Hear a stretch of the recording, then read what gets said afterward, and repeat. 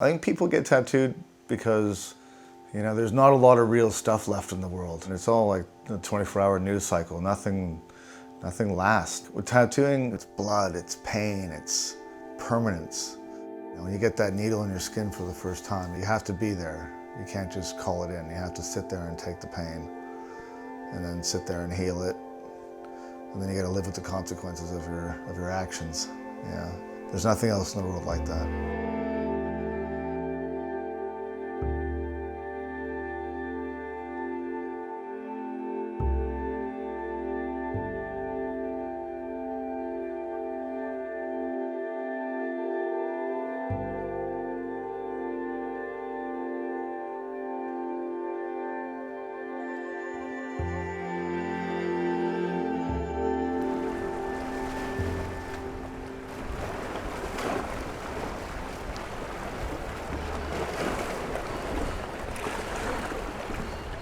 I'm not going to be one of these people that say that I've had a pencil in my hand ever since I can remember, because drawing came hard to me. I had to really, work hard at it to get where I am, and I still do. I moved to Toronto when I was 14, 15, around there. Leaving home at 14 and being on the streets, that's how I started kind of getting tattooed. I worked under a guy named Crazy Ace Daniels, smashing out panthers and hearts and roses and Tasmanian devils and dolphins, and it was just really the beginning of the tattoo scene, so all you really knew of artists was sheets of flash, Paul Jeffries or Henning or these guys, and you'd see the flash and you're like, wow, that's way better than anything I can draw. So those were the guys that you looked up to. Before the internet, we weren't getting a lot of access to books and stuff, so you had to, back in that day, you had to go to Japan to buy books. I left Canada permanently in 2001. Traveled all around Europe, working in some of the best shops just as a guest artist and working with the people I wanted to learn from. I have maybe 3 or 4 mentors in the tattoo world. I still look up to, like Henning Jorgensen and Paul Jeffries and Greg Ori and Alex Ranke, Hori Kitsune and Horiyoshi 3. So some of these people not only shaped me as a tattooer, but also as a man.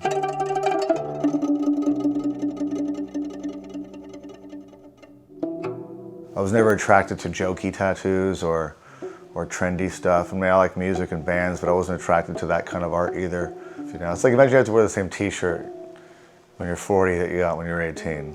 It's the same kind of thing, So for me, once I discovered the traditional masters of Japan, that was all I was interested in. So to find clients who would trust you to do big work like that was next to impossible. Now you go on the street in a bar and you see sleeves on everybody. So then the next guy wants one too. But to be the first guy, there's something in the Japanese tradition that can appeal to everybody's story, whether it's to symbolize the perseverance and the overcoming of adversity by getting a koi swimming up the river through the Dragon Gate, or whether they want something mystical and peaceful like the phoenix. So I think for this, Japanese tattooing does create like a timeless kind of thing, but also a tattooing with strong meaning to the wearer and to something greater than themselves. In Japan, the culture with tattoos is very different than the West. A gentleman might have a full back piece and 2 sleeves, but you'll never see it. And I think that speaks a lot more strength and truth, the quiet strength of getting a full back piece and not having to show it off to tell everybody how tough you are. I guess that's our approach to tattooing, is if you know, you know. If you want to find us, you can find us.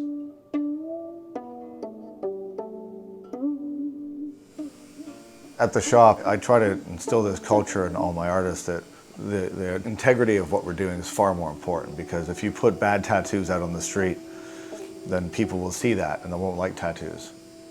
I think it's very important that you care about every tattoo you do. I'm just me, but there's rules to the game. There's rules to tattooing, there's rules to tradition. You don't fuck people up. You don't tattoo young girls' hands, faces, and necks. You don't exploit customers. You don't do shitty tattoos just for the money. We've only been around for a couple of years, but everyone in there has been tattooing a long time, and I've been tattooing the longest there. And I'm trying to bring that real, keeping alive the old school tradition of how things should be in a new shop in modern times. The clientele these days in tattooing isn't something you can pigeonhole or put a demographic on specifically. It's people from all walks of life, from from the barista at the cafe around the corner to the CEO from a big corporation. So it really has swept the entire class structure of society now. Everyone's getting tattooed. It's just important to get the right tattoo and not follow trends.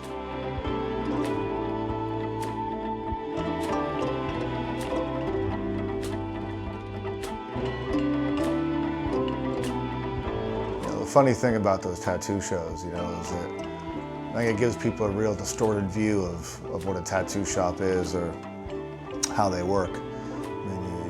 In reality, you don't just walk into a tattoo shop and have a sleeve drawn up for you in 20 minutes while you sit outside and have a smoke. And it takes time to create nice work. It takes time to draw tattoos.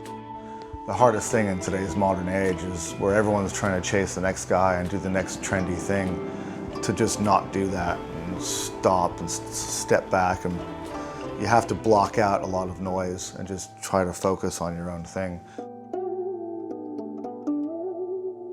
In an ideal situation for me, I want to create the narrative for their entire body, starting with their back piece, covering the entire back and the buttocks and the thighs, the rear of the thighs, solid with the main motifs and then background. This is the traditional way. Once you've created that back piece, whatever it is, whether it's a dragon or a warrior or any sort of scene, you're creating the main concept for the body. And off that, you can create sleeves that frame the back piece that are relative. You can finish off the legs, bring on a chest plate and the rib panels. But the back is really the main thing. And the back is really the test of strength of how well you can sit for a tattoo. The best way to get a good tattoo from any good artist is to give them a modicum of freedom. If you like the work of your artist and you trust that they know what they're doing, if you give them some room, you'll get your best work from them.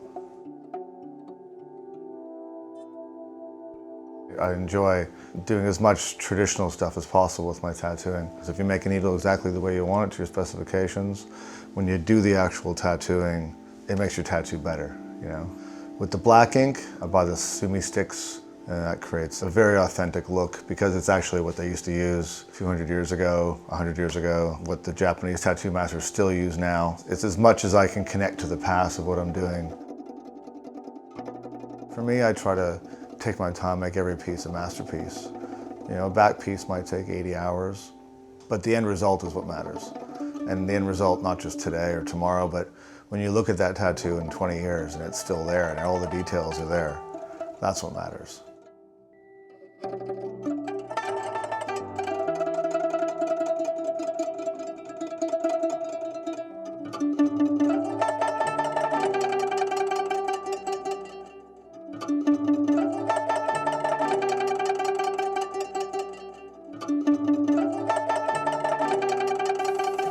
Tattooing it's a pirate's life. It's supposed to be done by hard men and hard women in dark, smoky places with, the smell of whiskey and beer in the place. That's what tattooing was. And one of the things I love about Sydney is that it's still very much like it was 30, 40 years ago in tattooing here. There's some great custom tattooing, like my shop and a few other shops, but there's still that hard, sort of scary edge to tattooing in Sydney, which I think is great because it's still real. That's what tattooing is to me. It's something very, very real, about as real as you can get outside of, fighting and dying in a war. Because it's the only thing that makes you bleed and it hurts you, and then it gives you something afterwards that's good. When you do traditional tattooing, it's not individual stuff. You're following a tradition. So you're getting tattoos that people have had before, but you're doing them your way on you. You go with an artist who does a style that you like. That's special, to get something that's only you have, but it's still part of something greater than you, part of a tradition.